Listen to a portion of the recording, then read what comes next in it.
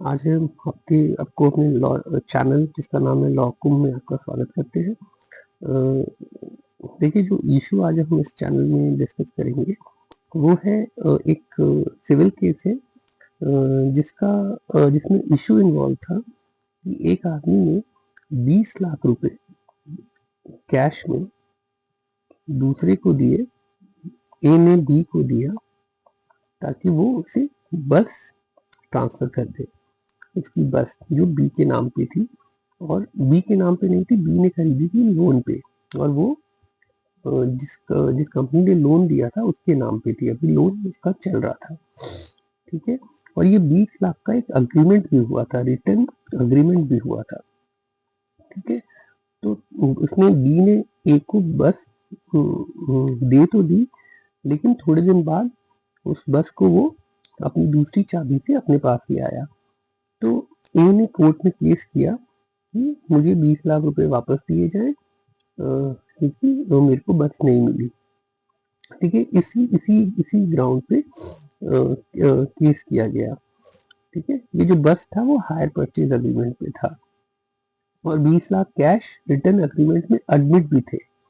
ठीक है, तो जब ए ने बी पे केस किया तो उसके जो लीगल इशू इन्वॉल्व थे वो था sale of goods act, hire purchase act, income tax act. देखिए, सेल ऑफ गुड्स एक्ट इसलिए इन्वॉल्व था क्योंकि इसमें इशू ये था कि जो चीज जिसके नाम पे है नहीं वो उसे बेच नहीं सकता।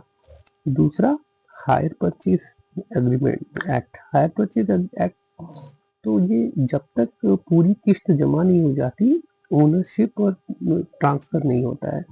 और इनकम टैक्स एक्ट इसलिए इन्वॉल्व था क्योंकि 2 लाख से ज्यादा कैश अमाउंट आप दे नहीं सकते, एज पर income tax act section 269 ST.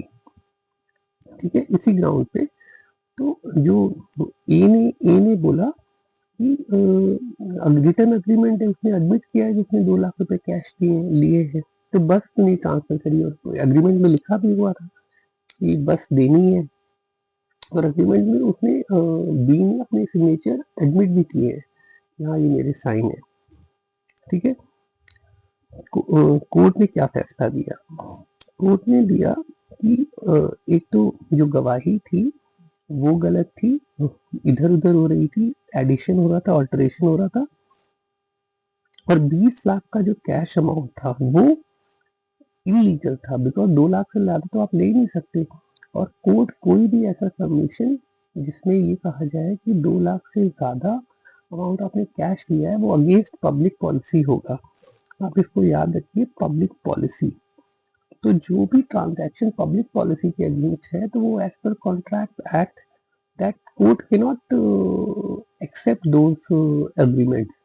तो बी का कहना कि 2 लाख से ज्यादा ये बोल रहे हैं, ये अगर मैंने मान भी लिया तो कोर्ट उस अग्रीमेंट को एक्सेप्ट नहीं करेगी, because that is against public policy. और दूसरी चीज, कोर्ट ने ये भी लिया कि जो ओनरशिप है वो अभी डिस्प्यूटेड थी, तो कोर्ट ने जो बायर था उसके फेवर में फैसला नहीं किया, तो अल्टीमेटली केस डिसमिस हो गया। ठीक है, तो इसमें जो चीज मैं आपको हाईलाइट करवाना चाह रहा हूँ कि अगर आपने कोई चीज पैसे दिए भी हैं, एज पर सिविल लॉ में एज पर कॉन्ट्रैक्ट एक्ट चीजें होनी चाहिए। 2 लाख आपने दिए, वो अगेंस्ट पब्लिक पॉलिसी था। आपने जो गाड़ी बेची वो आप उसकी नहीं थी, ओनर की नहीं थी, उस समय वो बैंक के ऊपर थी, हायर परचेज पे थी। ठीक है, और जो आपका कंटेंशन था प्लेंटिफ का, वो अल्टीमेटली अगेंस्ट द लॉ था। तो इसी ग्राउंड पे अगर सेलर ने एक्सेप्ट किया है कि उसने 2 लाख लिए भी हैं और 20 लाख लिए भी है, तो भी वो एक्सेप्ट नहीं किया जाएगा, बिकॉज कोर्ट को ये व्यू देना पड़ेगा कि ये 20 लाख सही है। 20 लाख से ज्यादा कैसे? 20 लाख अगर आपने लिए हैं तो वो तो एक तो सेलर के उतनी वो नहीं था, बायर की उतनी उनका कोई लीगल बैकिंग नहीं थी कि उनके पास 20 लाख रुपए कैश में आए क्या, तो इसी ग्राउंड पे ये केस डिसमिस हो गया। अब आप इस पे अपनी राय दीजिएगा कि इसमें बायर की क्या गलती थी और सेलर की क्या गलती थी, तो इससे हमारा व्यू आगे बढ़ेगा और हमारा लीगल कॉन्सेप्ट समझने में ज़्यादा मदद मिलेगी। Thank you.